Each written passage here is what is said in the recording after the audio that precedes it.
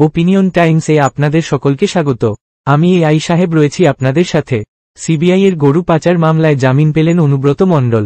মঙ্গলবার সুপ্রিম কোর্টে বীরভূমের তৃণমূল নেতা অনুব্রতের জামিন মামলার শুনানি ছিল। শুনানি শেষে অনুব্রতের জামিন মঞ্জুর করে বিচারপতি বেলা এম ত্রিবেদী এবং বিচারপতি সতীশচন্দ্র শর্মার ডিভিশন বেঞ্চ।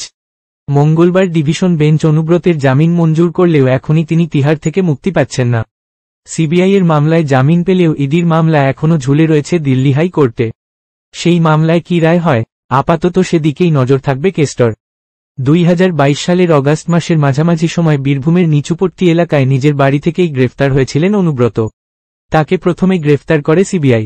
প্রথমে আসানসোল সংশোধনাগারে রাখা হয়েছিল কেস্টকে, পরে তিহার জেলে নিয়ে যাওয়া হয় তৃণমূল নেতাকে। তখন থেকে তিহারেই বন্দী অনুব্রত। এই একই মামলায় ওই বছরের নভেম্বর মাসে ইডিও তাকে গ্রেফতার করেছিল। মঙ্গলবার জামিন মামলার শুনানিতেও অনুব্রতের আইনজীবী মুকুল রোহতগী আদালতে বলেন, এই মামলায় অন্যতম অভিযুক্ত এনামুল হক জামিন পেয়েছেন, কিন্তু কিসের ভিত্তিতে আমার মক্কেলকে আটকে রাখা হচ্ছে? এখনও বিচার প্রক্রিয়া শুরু হয়নি। যদি অভিযোগ থাকে তবে বিচার প্রক্রিয়া শুরু করুক। বিচারপতি বেলা এম ত্রিবেদীর ডিভিশন বেঞ্চ সিবিআই এর উদ্দেশ্যে প্রশ্ন করে, কবে থেকে বিচার প্রক্রিয়া শুরু হবে? তার উত্তরে সিবিআই এর আইনজীবী এস ভি রাজু আদালতে জানান, খুব শীঘ্রই বিচার প্রক্রিয়া শুরু হবে।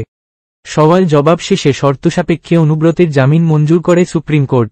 জামিন দেওয়ার সময় শীর্ষ আদালত 3টি শর্ত দিয়েছে।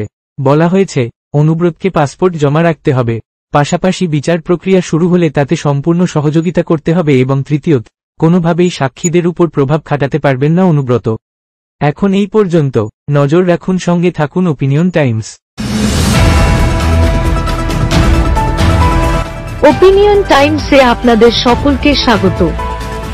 পশ্চিমবঙ্গে এই প্রথম বাংলা নিউজ পোর্টাল। আমি এআই দিয়াসিনী, আর আমার সাথে আছে আমি এআই আদিত্য।